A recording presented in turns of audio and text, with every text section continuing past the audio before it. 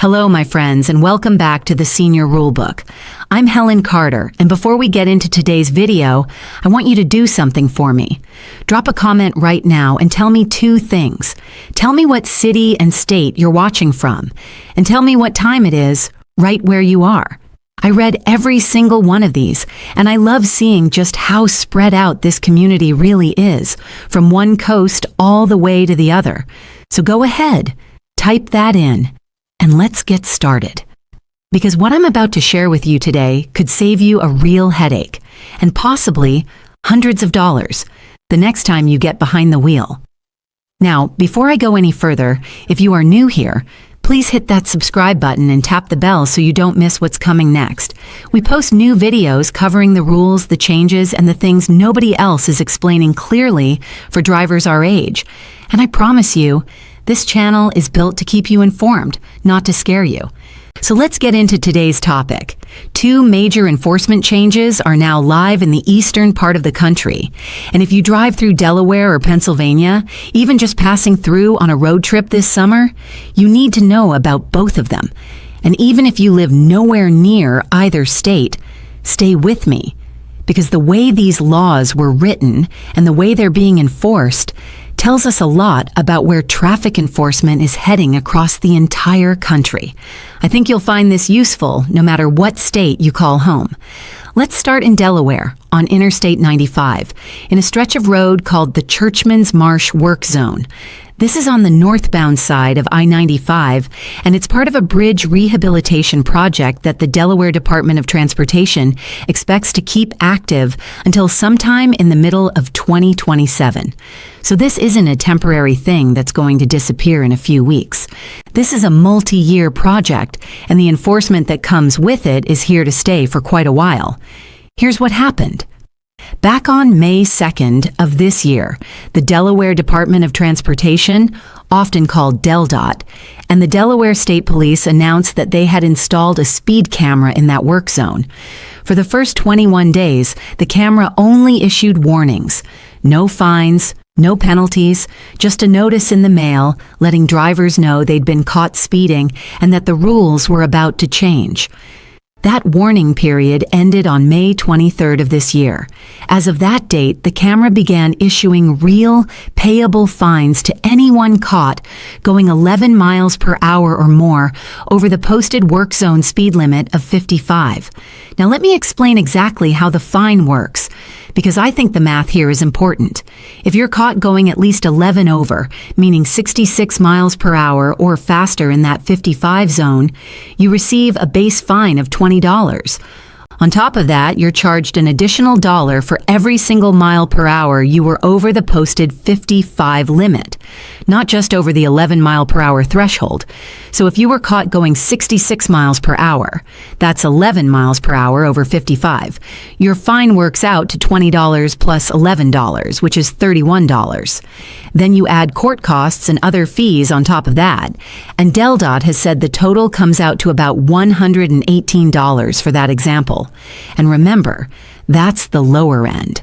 The faster you were going, the more that per mile per hour charge adds up. And here's the part of this story that I think really puts it into perspective. During that initial warning period, from May 2nd through May 5th, just the first 3 days the camera was running, DelDOT recorded more than 10,000 vehicles traveling 11 miles per hour or more over that 55 mile per hour limit. 10,000 vehicles in 3 days, all of whom would have received a fine if the warning period hadn't been in effect. 39 of those vehicles were recorded going over 100 miles per hour, and the single fastest vehicle recorded in that work zone was clocked at 139 miles per hour. I want you to just sit with that for a second. 139 miles per hour in a 55 mile per hour work zone with construction crews nearby. That's the kind of number that tells you exactly why this camera was installed in the first place. DelDOT's Community Relations Director explained that this stretch of I-95 has seen an increased number of crashes since construction shifted both directions of traffic further to the left, and that with workers out on that roadway every day, officers simply can't always safely pull people over in that tight configuration. The camera was their answer to that safety problem. Now, I want to mention something important here, because it matters for how you think about these citations. This camera issues civil penalties, not criminal traffic tickets. That means these violations will not add points to your driving record. I know for a lot of us, especially those of us who've worked hard over the years to keep a clean record, that might sound like a bit of relief. But I'd encourage you not to think of that as the whole story. A civil penalty still has to be paid. It can still arrive as a notice tied to your vehicle's registration. And if you have questions about insurance treatment, you should ask your insurer directly before renewal, if that concern matters to you. So please don't let the words "no points" make you think this doesn't matter. It still costs real money, and it's still worth avoiding entirely. This also isn't Delaware's first camera program on I-95. Back in 2024, the state activated a similar camera near the Interstate 95 and Route 896 interchange in Newark. That program has already issued more than 400,000 speeding violations and has produced roughly a 10% reduction in average speeds in both directions. So the Churchman's Marsh camera is really an expansion of a program the state has already seen work. And it tells me that more of these cameras are likely coming to other work zones as DelDOT continues its construction projects across the state. So if your summer travel plans take you anywhere near Wilmington, Delaware, or if you regularly drive that stretch of I-95 for work, family visits, or anything else, please slow down well before you reach that work zone. Watch your speedometer, give yourself plenty of following distance, and treat that 55-mile-per-hour limit as the real number, not a suggestion. It is now being enforced automatically every single day, with no warning period left. Now let's move north into Pennsylvania, because there's a second major change that just took effect, and this one touches every single driver in the state, not just people passing through a single work zone. This law is called Paul Miller's Law, and I want to take a moment to tell you who Paul Miller was, because I think it matters.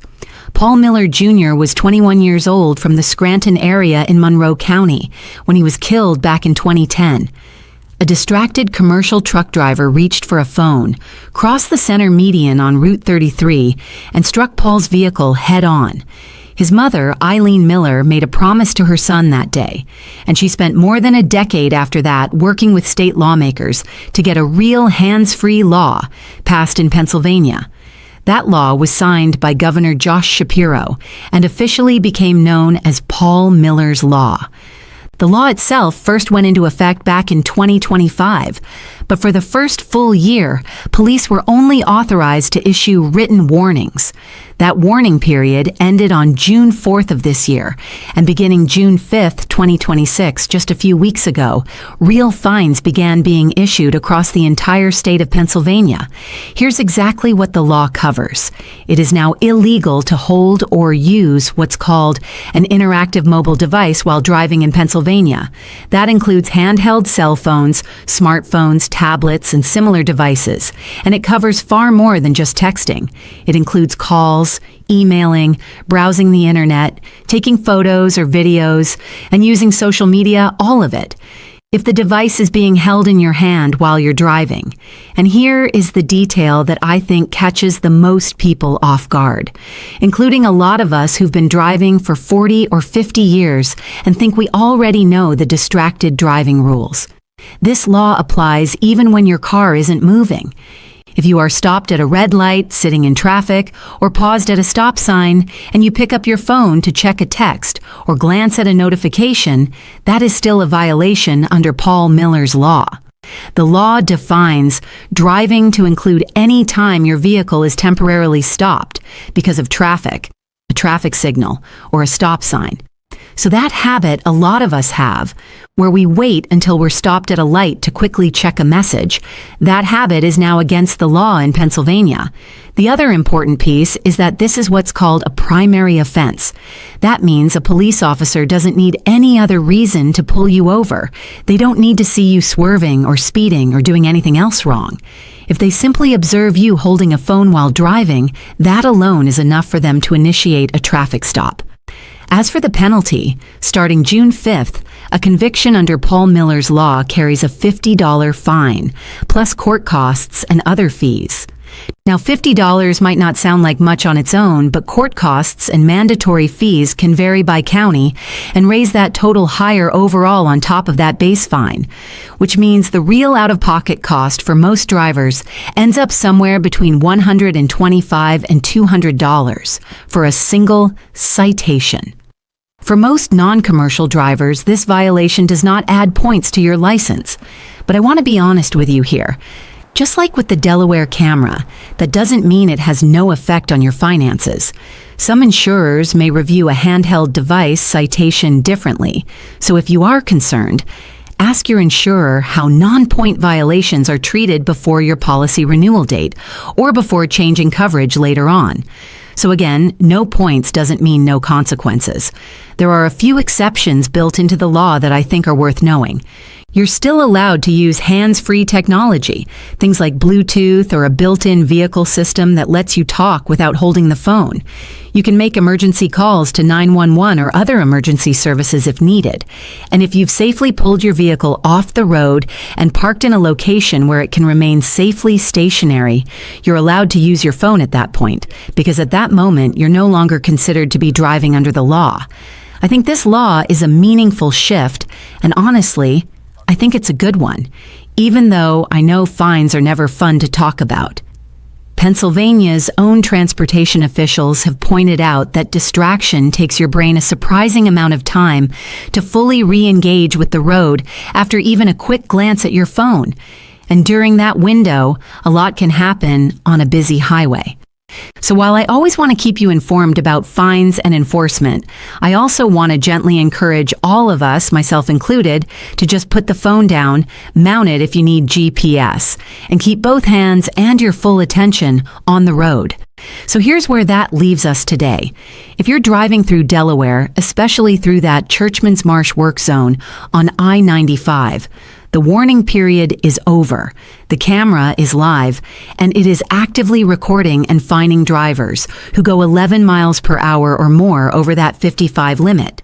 And if you're driving anywhere in Pennsylvania, the grace period for handheld phone use is also over, and officers can now stop you and fine you for holding your phone, even if you're just sitting at a red light.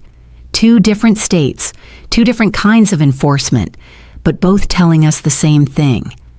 The warning periods that gave us a little bit of grace while these new systems got up and running have ended, and the actual enforcement with actual fines is happening right now, this summer, while so many of us are out on the road visiting family, taking trips, or just running our everyday errands. My advice to you, as always, is simple. Slow down well before any posted work zone, regardless of which state you're in, because work zone speed limits are almost always lower for a real safety reason. And if you've gotten into the habit of glancing at your phone at red lights, this is a good moment to break that habit for good, not just because of the fine, but because it really is safer for you and for everyone else sharing that road with you. Now, before I let you go today, I want to ask you something, because this channel really is shaped by what you want to know. What topic would you like me to cover in our next video? Is there a rule change in your own state that you've heard about but don't fully understand? A new law about driving, parking, insurance, or anything else that affects how we get around safely? Drop it in the comments below, and I read through every suggestion when I'm planning what we cover next. Some of our best videos on this channel have come directly from requests right there in the comment section, so please don't be shy.